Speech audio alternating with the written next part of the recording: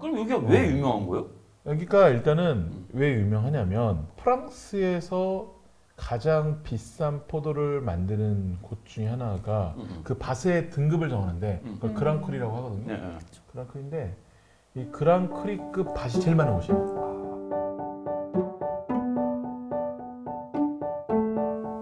아침, 점심, 저녁 온종일 술만 생각하는 국내 최고 주류 전문가 명옥 교수와 주류하면 사족을 못 쓰는 애주기자 이기자가 함께하는 명옥 교수의 술자리 인문학 지금 바로 시작하겠습니다. 오! 영혼이 없어요, 영혼이. 아 오늘 밝아 그래도 스튜디오가 너무 밝아. 두 어우, 명이 쳤어. 되다가 세 명이 되니까 밝아. 아 이번에 새로 한잔 하셔가지고 지금. 아주 알뜰하게 올라와요. 그러니까 이번에 새로 오신 분 객원이 될지 아니면은 게스트가 될지 고정이 될지는 몰라요. 누가 잘릴지 모릅니다. 아, 나는 갈 거야. 나는 진행을 해야 되잖아요. 그럼 교수님의 이게 바뀔 수 있어. 명옥교회 술자리 인문학이 아니라 이복진의? 아니면 최 대표님의? 와. 최수연의 술자리입니다. 좋아요. 아니면 서브 채널 하면 안 되죠? 아무튼 자기소개 부탁드릴게요. 안녕하세요. 저는 주류문화기획팀 콕콕의 최수현이라고 합니다. 그러니까 주류 문화 기획이 뭐예요 도대체? 그게 한 주류에만 어떤 한정되지 않고 저희가 다양한 주류에도 또 그 주류에도 문화가 있으니까요. 그 주류의 문화를 기획하겠다. 더 널리 퍼뜨리겠다. 왜? 우리는 경험은 지식을, 지식은 미식을 이라고 하는 타이틀 아래 움직이는 공간 또 단체다 보니까 이게 약간 재미없는 얘기일 수 있는데 그 이 콕콕의 특징이 뭐냐면은 예를 들어서 우리가 MT를 갔다. MT를 갔는데 거기서 누가 심한 주사를 부렸다. 쫓겨나? 네, 쫓겨납니다. 네. 아, 주사도 여러 가지 주사가 있겠지만 뭐 혼자서 울거나 뭐 슬퍼하나 그런 건 좀 괜찮겠지만 막 싸우고 이러는. 뭐 싸운다든지 뭐 심한 너무 스킨십을 아, 어떤 친한 척을 터치가 한다든지. 있다든지. 아 저는 그냥 자요. 아 그냥 딱 좋아. 딱 좋아. 그- 근데 특채가 없다며. 근데 실제로 저희 이번에 17기 이제 신입 모집을 했는데요. 이건 진짜 비밀인데 저희가 비밀을 왜 얘기해? 이번 주말에 MT를 갑니다. 오. 와. 저는 아직도 MT를 가고 있어요. 근데 아. 저희가 일요일날 MT가 끝나는데 그날 오후에 운영진 회의가 있습니다. 아 거기서 칠 건 치고. 그래서 누가 어땠냐를 좀 얘기하는 잠깐만 그러면 비밀. 만약에 거기서 치면은 결혼이 생기잖아요. 그대로 가는 거예요? 아니면은 그대로 가야죠. 축원 좀 해줘봐. 아 그래? 사심 가득한 거였어요. 특채는 없다. 특채는 없다. 네. 아무튼 원칙대로다. 그럼 이게 술을 또 다양하게 많이 먹어봐야 되잖아요. 그렇죠. 다양하게 여러 종류를 마셔봐야 돼. 맞습니다. 양이 아니고. 이게 뭐랄까 그냥 전통주만이 아니라 와인 뭐 여러 가지. 네. 직장인들 아니에요 다들? 그렇죠. 그러다 보니까 오히려 더 약간 씀씀이가 아뭐 있기도 그치 하고. 말이 있어서. 대학생들도 하고, 있다. 네, 대학생들부터 직장인들까지 굉장히 다양하고 저희가 정규 클래스로 다양한 클래스를 또 예를 들어서 칵테일이어도 뭐 같은 진토닉이어도 다양한 진에 따라서 이 진토닉의 맛이 어떻게 다른지 라든가 그다음에 이제 소규모 모임으로 와인 모임이라든가 뭐 이런 위스키 모임이라든가 이런 걸 계속 진행하고 있기 때문에 계속 이제 다양한 경험을 할 수 있는 거죠. 청강하고 싶다 청강. 잠깐. 초대드리겠습니다. 아야. 지금 성형을 좀 하셔야 될 것 같아요. 뭔 소리예요? 아무튼 이번 주제는 뭐 얘기가 좀 다르게 가는데 와인에 대해서 다뤄보려고 해요. 앞에 뭐 보이면은 보시니까 알 것 같긴 한데 우선은 뭐 위스키도 엄청 비싸다고 하는데 제가 알기로는 와인도 말도 안 되게 엄청나게 비싸다고 들었어요. 실은 위스키가 더 비싸긴 한데 일단은 뭐 와인 자체가 제일 비싼 전 세계에서 제일 비싼 와인을 만드는 곳이 프랑스 부르고뉴 지역이죠. 부르고뉴. 그래서 전 세계에서 현재까지 기록된 제일 비싼 와인은 부르고뉴 지역의 로마네 꽁티 1945년산. 예, 그게 제일 비싸요. 얼마요? 그게 6억 9천만 원 정도에 낙찰이 됐고요. 뉴욕 경매에서. 6억 9천. 6억 9천. 근데 이게 45년이면은 지금으로부터 한 80년 전인 거잖아요. 네, 네, 네. 병 자체가 없겠네요. 병 자체가 없다기보다는 이게 왜 그렇게 비싸냐면은 1945년도까지 이 로마네 꽁티라는 지역에서 그 프랑스 토정 포도로 와인을 만든 마지막 해예요. 그러면 그 다음부터는 포도. 미국 포도나무가 접종을 해요. 품종이 해가지고 바뀐 거군요. 품종이 바뀌고 포도 자체가 좀 바뀐 거죠. 왜 그러냐면 미국 포도나무 자체가 병충해 강해요. 역시. 근데 이게 약간 뭐랄까 뭐 순수령 같이 맥주 순수령처럼 아 우리는 이 포도 무조건 해야 돼라는 와이너리도 있을 거 아니에요. 그렇게 해서 다 망했어요. 아. 다 그 미국에서 그 필록세라는 그 해충이 들어오면서 아. 포도밭을 초토화시키는데 로마네 꽁트에서 어떻게 간에 그걸 지키려고 했지만 결과적으로 왜냐하면 여기는 그 와인 밭의 크기가 축구장 2개밖에 안 돼요. 작구나. 네, 굉장히 작아요. 그러다 보니까 어떻게 지키려고 했는데 결국 안 됐던 거죠. 그렇지 경제성 생각하면. 네, 그래서 결국은 이때에 이거를 이제 포도밭을 갈아엎고 한 3, 4년 후부터 이제 와인들이 하고. 나오기 시작해요. 네. 아까 이게 부르고뉴가 네, 뭐예요? 지역이에요, 뭐예요? 동네 이름이죠. 네, 동네 이름이죠. 그렇죠? 다녀와 보셨죠? 네, 그랬습니다. 설명해줘요. 교수님보다 잘할 것 같아요. 저도 다녀왔어요. 아 그래요? 아 그래요? 어떠셨어요? 그냥 이제 사실 누군가가 지평선을 얘기한다면 한국에서는 뭐 예를 들어서 새만금에서 이렇게 정말 그런 거라든가 근데 제가 그 부르고뉴라든가 그다음 프랑스의 포도밭 지역을 갔을 때 느꼈던 거는 정말 포도밭이 광활하게 있다. 너무 멋있습니다. 그럼 여기 부르고뉴가 흔히 생각하는 데가 뭐 안양시, 뭐 수원시 같은 그런 거예요? 맞아요. 표현을 들어보면은 직설적으로 해야지. 아니 호남 평야로 갑시다. 그러면 이게 약간 뭐 호남 평야인데 평야는 아니고 무슨 경기도 이런 기슭에 거예요? 있어요. 기슭에. 내가 궁금한 규모가 경기도급인 건지 아니면은 안양시 이런 아니요, 시급인 그 건지. 정도만 크지 않아요. 왜냐면 맞아요. 부르고뉴가 길어가지고 아, 길어가지고 그 정도는 아닌데 안양시보다는 크지. 그래요? 그럼 여기가 왜 유명한 거예요? 여기가 일단은 왜 유명하냐면 프랑스에서 가장 비싼 포도를 만드는 곳 중에 하나가 그 밭의 등급을 정하는데 그걸 그랑크리라고 하거든요. 네, 네. 그랑크리인데 이 그랑크리급 밭이 제일 많은 곳이에요. 아, 네. 근데 제가 부르고뉴 지역의 전체 2% 정도 차지하고 제가 있어요. 알기로는 뭐지? 보르도? 음. 이랑 다른 데잖아요. 보르도는 약간 이게 동네마다 등급 체계가 다른데 보르도는 약간 와이너리에 주는 느낌이라면 최고 등급을 여기는 밭에 줘요. 밭에다가 참 이해를 못해서 와이너리가 밭 아니에요? 와이너리가 밭을 가지고 있지. 근데 여기 약간 메이커 같은 느낌이라면 여기 밭에 주는 거예요. 최고 등급을. 네. 그러니까- 그리고 론 지역 같은 경우에는 또 마을에 줘요. 아 마을은 이해는 해. 근데 밭은 어차피 와이너리가 그 밭을 갖고 있으니까 와이너리 주는 거랑 같은 의미 아니에요? 근데 그 주인이 계속 바뀌지. 아, 주인이 계속 바뀌죠. 네. 이게 뭐냐면 약간은 뭐랄까 원청 하청 이런 느낌. 뭐 그렇다는 얘기는 예를 들어 이렇게 볼게요.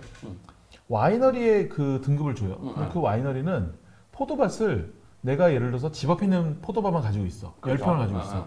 근데 와이너리 준다면 그 옆에 있는 10평을 살 수 있죠.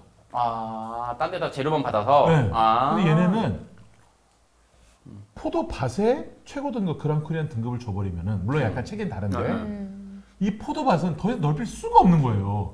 그치. 그러면 거기서 나오는 와인의 숫자도 한정되어 있는 거. 한정돼 있는 거예요. 그렇죠. 그러면 우리가 지금 보세요. 대한민국에 얼마나 수많은 벤처 BMW가 늘어났어. 그렇죠. 수입차가.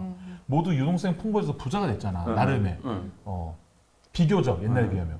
그러면 돈 많은 사람이 늘어났는데 그러면 얼마나 비싼 와인을 가져보고 싶겠어요. 그렇지. 계속 이 수요가 늘어나면 중국이나 한국이나 수요는 나오는 공급은 한정돼 있고. 밭이 한정돼 있는 거야. 근데 그것도 궁금한 게 나는 양조장에서 이 사람이 포도를 가져서 이게 만드는 가공하는 스킬이 들어가는 거잖아요. 근데 밭을 그냥 생산만 하는 건데 그걸로 등급을 매긴다는. 그래서 특급, 부르고뉴 특급 밭이라 그래요. 그래서 네. 그랑크리가 있고 그 밑에는 프리미에크 1등급 밭이 있어요. 네.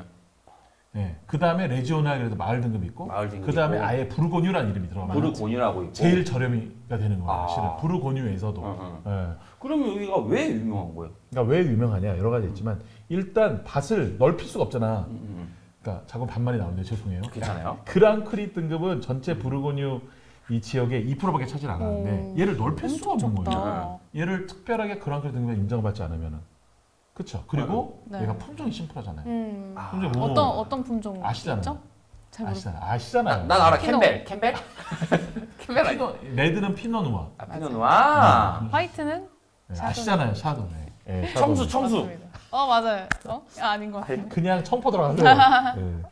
샤인 머스켓. 그리고 여기는 다들 밭이 작고 하다 보니까 뭔가 어떤 가치, 수제의 가치가 있는 거예요. 그러니까 밭을 더 이상 넓힐 수가 없는 거예요. 와이너리에 주면 와이너리가 알아서 밭을 넓힐 수 있지만 밭에 등급을 주니 밭을 넓힐 수가 없다 보니까 이 생산되는 와인의 수가 한정이 돼 있고 그걸 통해서 사람들이 이 부르고뉴 와인이 유명하다고 하면 계속 사는데 수량이 한정될 수 없다 보니까 계속 가격이 오를 수밖에 없는 거예요. 프리미엄 명품이네. 네, 그러니까 저는 명품의 기준을 뭘로 보느냐, 인간이 컨트롤할 수 없는 수량이 나오는 곳이라고. 그럼 네. 굉장히 때루아랑 연결이 될 수밖에 없겠네요. 때루아랑 연결이 되기도 한데 그 예를 한정된 들어서 수량. 그 최고 특급 밭을 내가 2배를 넓혔다 그러면은 얘는 가치가 확 떨어지고 아. 인정도 안 되는 야. 거죠. 그냥 이 현상 유지만 해야 되네. 맞아요. 예, 그렇기 때문에 인간이 만들어낼 수 있는 특급 밭의 범위가 정해져 있기 때문에 돈으로도 또는 어떠한 제도로도 이것을 넓히기가 지극히 어려운 구조. 그럼 부르고뉴는 자체적으로 그 관리를 엄청나게 하겠네요. 뭐 자기네들의 조합이나 이런 데서 관리를 계속 해주고 있긴 하죠. 있긴 한데 어쨌든 그거를 늘리려고 하지 않아요. 늘리는 순간 가치가 떨어지죠. 그렇겠지. 네, 가치가 그럼 떨어지죠. 교수님 그러면 부르고뉴 와인이 위스키도 만들었다는데 그거는 어떤 일인가요? 위스키를 만든 건 아니고 우리가 재밌는 게 되게 그 위스키의 시작이 일반적으로 보면은 이게 십자군 전쟁이라고 보거든요. 십자군 전쟁을 보는데 이 십자군 전쟁을 통해서 유럽의 군인이나 상인들이 이 그 지금의 중동 지방 이슬람 지역까지 가서 거기서 연금술을 배워서 이제 스코틀랜드는 간 것이 스카치 위스키고 네. 동유럽 간 것이 보드카고 프랑스 간 네. 꼬냑이잖아요. 그러니까요. 네. 근데 이 십자군 운동을 시작하자고 제창한 인물이 있어요. 누군가요? 잔다르크? 예를 들면은 교황 우르바노 2세라는 사람인데 우르바노 2세. 네, 이 사람이 어디 출신이냐? 부르고뉴의 끌리니 수도원 출신인 거예요.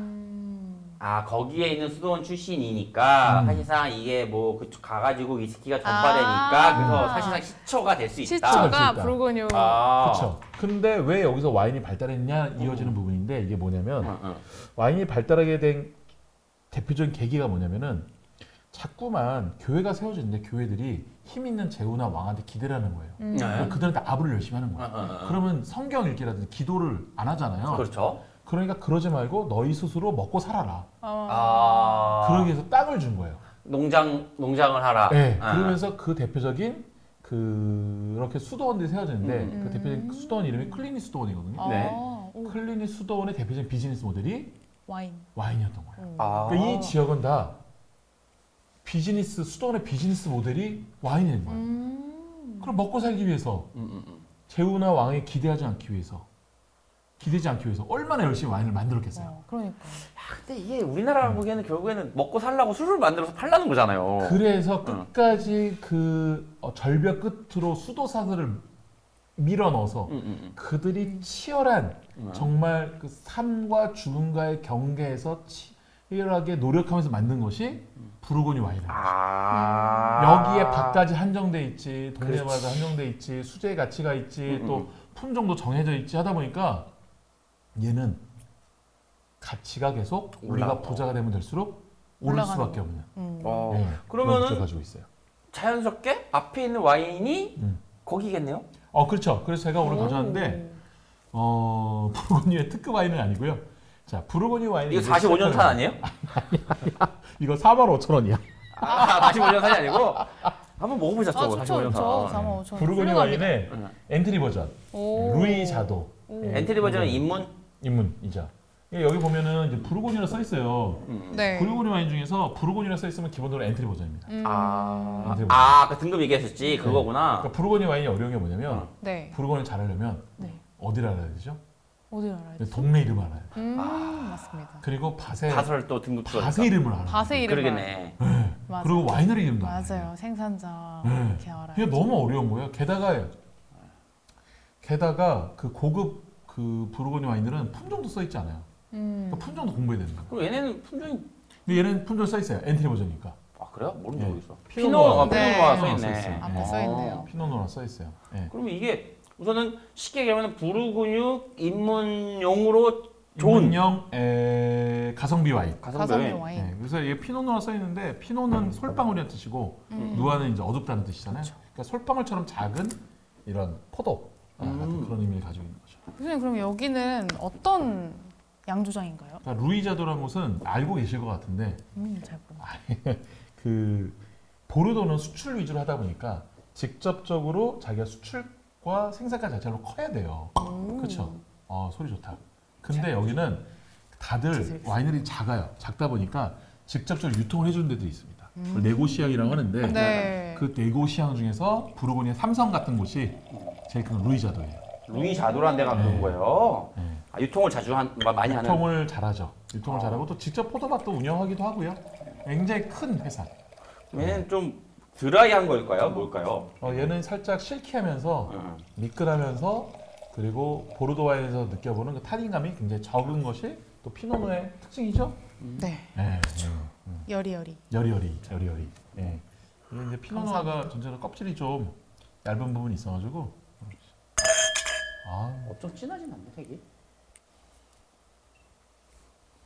그래도 되게 약간 자두빛, 가넷색이라고 하죠. 그럼 보통의 그런 여리여리한 색깔보다는 조금 더 검붉은 색이 느껴지는 것 같아요. 아, 저는- 처음 먹어보는데 맛이 되게 다르고. 그러니까 기존의 보르도 와인 비해서는 포도포도한 느낌이 좀 더 드는. 그리고 그러니까요. 지금 보시면은 이게 21년? 21년 산인가요? 그러니까 아직 어린 거예요. 그래서 그 숙성의 맛보다는 포도 포도. 특유의 네, 진짜. 잔잔하고 맞아요. 달콤한 그 향내가 좀 잘 나는 듯한. 예. 꾸덕한 느낌보다는 네네. 포도 주스 향 같이 되게 프루티하고. 그래서 얘는 약간 어떻게 보면은 그 진한 스테이크 같은 거보다는 약간 로스트 치킨이라든지 아, 치킨 멋있다. 그러니까 우리나라 그 기름에 튀긴 치킨보다는 약간 바삭바삭한 구워낸 것보다는 굽네. 맞아요. 그치. 예. 그런 거? 뭔가 로즈마리 이게- 같은. 그치. 전 되게 뭐랄까, 되게 드라이할 줄 알았는데 그렇지도 않네요. 그래서 실은 루이자도가 응. 되게 무난하게 잘 만들어요. 아. 무난무난하고 특별히 부담 없게끔. 음. 근데 루이자도 굉장히 고급 등급이 있는데 네. 그냥 어쨌든 엔트리 등급. 그러면 이게 고급 등급이면 부르고뉴가 아니라 아까 얘기했던 것 좀 다른 이름이 붙는. 그러니까 마을 이름이 붙든지 밭 이름이 붙든지 그리고 그 1등급 맛이나 프리미에 쿨이라는 이름이 붙든지 예, 그래야 되는 거예요. 보통 와인 보면 밭 이름 써 있지 않나? 이거 없나? 얘는 안 써 있죠. 왜냐면 이쪽 저쪽 여러 밭에서 갖고 와서 하나 블렌딩해서 만든 블렌딩한 거니까 거니까. 내가 우리 밭에서 포도가 모자란다면 딴 밭에 가져올 수 있잖아요. 대체품이 있다는 것 자체가 가치가 떨어진다는 거지. 그렇지. 예. 그래서 그럼에도 불구하고 45,000원. 그러니까 그러니까 그럼에도 세다. 불구하고 수입품인데 나쁘지 않은 것 같아요. 그러니까 보통 칠레 와인가 보통 보면 뭐 2만 원, 3만 원 충분히 그쵸. 마시는데 응. 그리고 부르고니 와인 특징은 이 어깨 부분이 이렇게 딱 벌어지지 않고 이렇게 부드럽게 내려와요. 이 특징이 뭐냐면은 얘는 껍질이 얇아서 그 안에 찌꺼기가 적다 보니까 그냥 밑에 있는 것도 그대로 다 나와라라는 그런 뜻이 있고 그런 의미인 거야. 어깨가 이렇게 딱 벌어진 거는 그 안에 한번 살짝 걸리죠. 보르도 와인 같은 경우. 보르도 와인. 그래서 그런 또 특징이 있다. 맛있네요. 근데 맛있다 이거 진짜. 네. 아무튼 오늘은 평을 제가 최 대표님한테 받겠어요. 저 한 잔 더 따라주세요. 네. 감사합니다. 근데 맛있다. 근데 맛있네. 왜냐면 저 레드는 되게 드라이한 걸 좋아해가지고 근데 그러지 않으니까 야, 부드럽고 근데 이거 45,000원이면은 그러니까 가성비가 괜찮은데? 진짜 뛰어나고. 그러니까. 네. 전 사실 이런 뭐랄까 부르고뉴 와인이나 보르도 와인이나 프랑스에서 엄격하게 관리하고 있는 와인 체계 중 하나잖아요. 그래서 그런지 지금도 사실 세월이 많이 지났는데도 지금까지도 부르고뉴 와인이 정말 최고다 이런 명성을 얻고 있는 것처럼 그러니까. 한국에서도 사실 이런 지리적 표시제가 조금 더 제가 또 농경제 학과 아니겠습니까? 그래서 이제 그런 것처럼 조금 더 뭔가 이런 저희의 지금 가지고 있는 것들이 앞으로도 더 가치 있는 이런 뭔가 많은 정책들 같은 게 많이 그러니까 생겼으면 사정을 좋겠어요. 갈자면 다른 지역에서 만든 와인을 가지고 부르고뉴 이름 못 붙인다는 거죠. 그러니까. 다른 지역에는 거. 네, 그러니까 굉장히 관리가 잘 되어 있는 거고. 이게 한 줄 평이 너무 잘하시는데 교수님 개건하세요. 나 버틸래. 어떻게 하면 버틸래. 네. 교수님 그러면 한 줄 평 부탁드릴게요. 제가 그 부르고뉴 와인을 시작했을 때 엔트리 버전으로 마셨던 와인이고요. 오래간만에 마셨는데 그 추억과 그 느낌 그대로 살아있네요. 그래서 부르고뉴를 맨 처음에 시작하신 분들은 이 루이자도 부르고뉴 와인으로 시작하셔도 충분히 좋지 않을까 이렇게 개인적으로 생각합니다. 저는 아마 처음 먹어본 것 같은데 생각보다 되게 맛있어요. 되게 특이한 특이한 맛 저는 그런 것 같습니다. 자, 좋아요, 알림, 구독 부탁드릴게요. 안녕. 고맙습니다.